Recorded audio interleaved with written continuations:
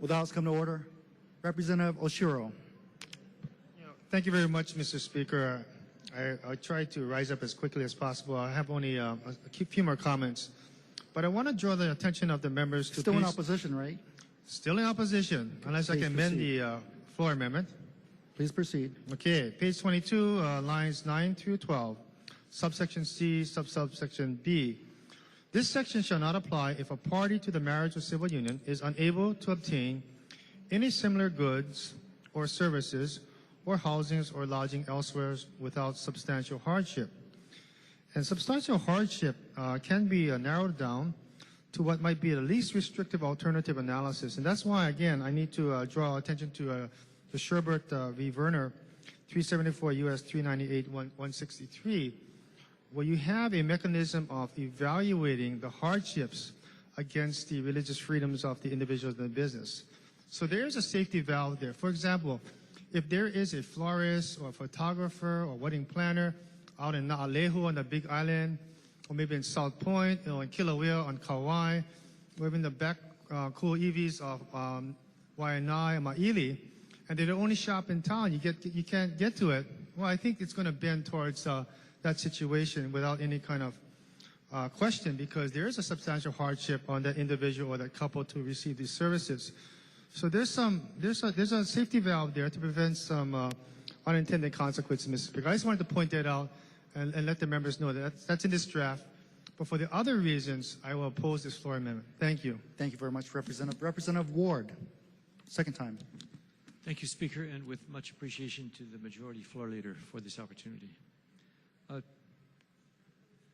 Speaker, I think the remarks of the czars who are going to implement this bill, SB1, i.e. the AG and the Civil Rights Commission, I think their comments, because of the lack of certainty as to how these things will be other than taken to court, offers really no assurance or protections. So I think what we've got to do, we've got to look at the half a loaf. And I know as legislators who always talk about it, half a loaf is better than not. Because right now it looks more like we're creating conflict than sharing and putting ourselves on a two-way street. I think that's going to be dangerous. I think the divisiveness is going to have to be where we got to accommodate, as I said earlier, we got to make peace. And to entirely forget that community, the faith community that's business and professional, Mr. Speaker, is a big oversight. So it's going to come back. We don't want to do this in the courts. We are the legislators. If you remember what Judge Ahu said, poor legislation creates much litigation. And he said as a judge, I can't believe who wrote these laws. And this is his 10, 15 years on the bench. When we do loosey-goosey legislation, we're just simply saying, go to the mattresses in courts. That's where we should not be sending our people.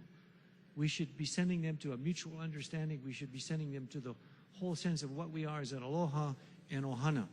Granted, we don't have 15 states putting any of this in, but Mr. Speaker, we are exceptional. This is Hawaii, this is ohana, this is aloha. We can do it. I mean, we've got a lot of good legal brains in this place.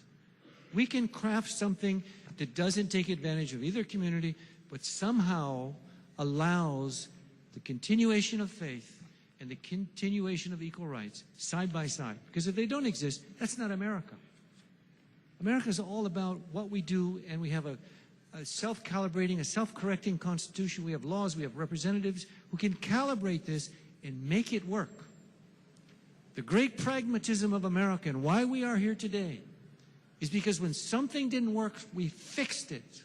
Speaker, we can fix this. This is one example of what we can do, and if we don't do it today, we've got to do it another day. Thank you, Speaker. Thank you very much. Mr. Speaker, Representative Saiki. call for the question. Question has been called. Members. Mr. we're gonna Speaker. Go to Mr. Speaker, may I please be recognized? yes, actually, after Representative Har, members, I will recognize you if you would like to submit written comments in support or in opposition of this measure. Representative Har. Thank you, Mr. Speaker. I'll be brief. Mr. Speaker, in opposition to the amendment. Mr. Speaker, point of order. Point of what state? I called for the question. Please allow members to submit written comments. Thank you. Representative Har, actually, Majority Leader is correct. Okay. So So, Mr. Speaker, if I may please have the words of the speaker from Wahua entered into the journal as if they were my own, and may I please ask permission to enter written comments into the journal. So ordered. Thank you, Mr. Speaker. Thank you for your understanding. Members, anyone, Representative Fukumoto. Hi, Mr. Speaker. Thanks. I actually have a point of parliamentary inquiry. I think there's some confusion on the floor as to which rules we're following and which rules we are not following. And I just thought for the sake of transparency and maybe for the edification of the members and the public, if we could get an outline of which rules were necessary to suspend when we started this debate, I think it might be helpful for everybody that's watching. Yes, we're following the House rules and the rules of Masons. And we've suspended them, Mr. Speaker, at the beginning of this. So if we could get an explanation of which rules were suspended, I think that might be helpful for us. Thank you. Mr. Speaker, can we have a recess? Recess.